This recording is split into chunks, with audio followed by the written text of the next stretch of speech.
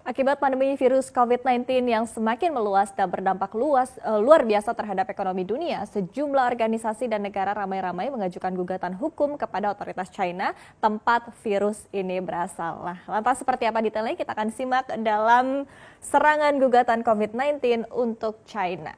Kita mulai dari negara dengan jumlah kasus dan angka kematian akibat COVID-19 terbanyak di dunia, yaitu Amerika Serikat, di mana ribuan warga Amerika Serikat di negara bagian Florida telah menandatangani class action meminta kompensasi dan pertanggungjawaban dari China atas pandemi COVID-19.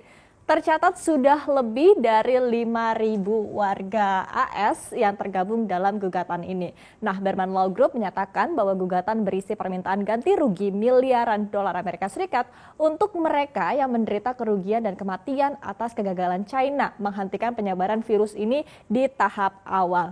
Kemudian gugatan action class juga diajukan oleh salah satu pebisnis di Las Vegas yang meminta ganti rugi miliaran dolar Amerika Serikat akibat pandemi ini. Nah, gugatan ini mengklaim bahwa pemerintah China telah menutup-nutupi pandemi corona pada awal kemunculannya sehingga virus corona menyebar ke seluruh dunia. Nah, China dituduh telah mengintimidasi dokter, ilmuwan, dan juga jurnalis untuk menekan informasi terkait COVID-19 dan membiarkan virus ini menyebar dengan cepat. Kemudian, tidak hanya itu, organisasi yang berbasis di Washington DC, Freedom Watch juga mengajukan gugatan class action dengan tuntutan sebesar 20 triliun dolar Amerika Serikat atas tuduhan China menciptakan coronavirus sebagai bioweapon atau senjata biologis. Kemudian, sebagai informasi di AS, tuntutan tidak hanya dilayangkan kepada China ya, tapi juga kepada Organisasi Kesehatan Dunia atau WHO yang turut digugat melalui class action di New York, dan WHO ini dituduh telah melakukan kelalaian besar dalam menanggapi pandemi virus corona. Di antaranya adalah gagal mengumumkan pandemi secara tepat waktu dan gagal dalam memantau respon China terhadap wabah ini. Kemudian kita lihat di slide berikutnya, di belahan dunia lain gugatan class action untuk otoritas China juga dilayangkan oleh LSM dari Israel, yaitu Syurat Hadin. Nah, alasannya ini adalah sama begitu, yang menganggap China ini lalai dalam membendung wabah dari COVID-19. Kemudian melansir dari Newsweek, setelah diajukan gugatan Israel ini akan bergabung dengan setidaknya 4 tuntutan hukum di pengadilan AS terhadap China. Nah, kemudian nanti jika gugatan ini telah diputuskan, maka China wajib membayar sekitar 6 triliun dolar Amerika Serikat atau setara dengan 90.000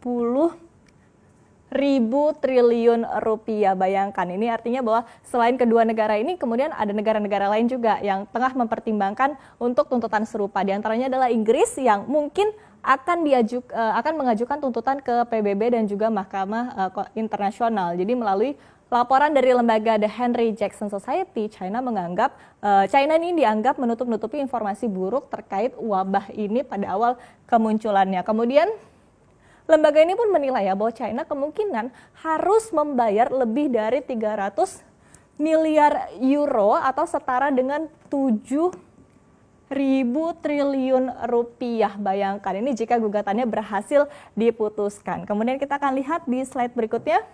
Mesir juga rupanya tidak ketinggalan, di mana ini seorang pengacara yaitu Muhammad Talaat juga mengajukan tuntutan senilai 10 triliun dolar Amerika Serikat kepada Presiden China Xi Jinping akibat pandemi ini. Jadi Talaat menuduh China telah menghasilkan virus COVID-19 sebagai senjata biologis. Talaat juga mendesak Presiden Mesir yaitu Abdel Fattah el-Sisi di media sosial untuk menangani kasus ini dan membentuk komite pakar hukum internasional. Kemudian selain Mesir, ada juga India yang juga tengah menyeret China ke pengadilan internasional. Jadi India meminta kompensasi dari China melalui pengaduan kepada Dewan Hak Asasi Manusia PBB. Meski sebetulnya tidak disebutkan ya berapa angka kompensasi yang diminta oleh India, namun lembaga dari Equate Ratings and Research Ltd memperkirakan bahwa India dapat kehilangan sebesar 98 miliar dolar Amerika Serikat akibat lockdown ini, dengan rata-rata kerugian mencapai 4,6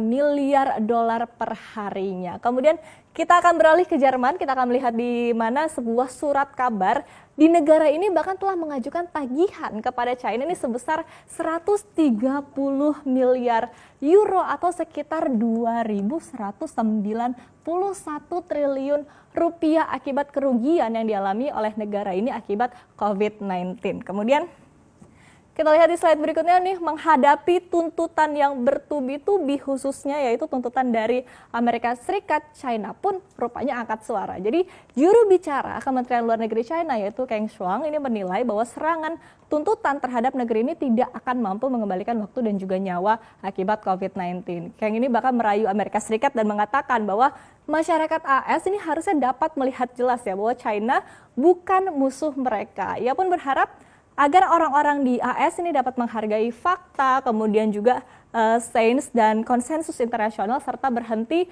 menyerang dan menyalahkan China atas pandemi ini. Nah, kemudian yang menarik, China bahkan berbalik menyerang AS gitu ya, dengan mengingatkan bahwa China tidak pernah meminta ganti rugi kepada Amerika Serikat atas penyebaran virus H1N1 ataupun juga flu babi pada 2009 lalu yang menyebabkan ada 200.000 orang meninggal dunia. Bayangkan betapa bertubi-tubinya gugatan yang dilayangkan ke China. Meski sebetulnya di satu sisi yang perlu kita ingat juga bahwa China ini juga turut dirugikan ya akibat pandemi ini, mengingat bahwa angka kematian yang tinggi dan juga ekonomi China pun babak belur akibat COVID-19. Nah, lantas menurut Anda di tengah kondisi seperti ini, pantaskah gugatan-gugatan ini dilayangkan ke China?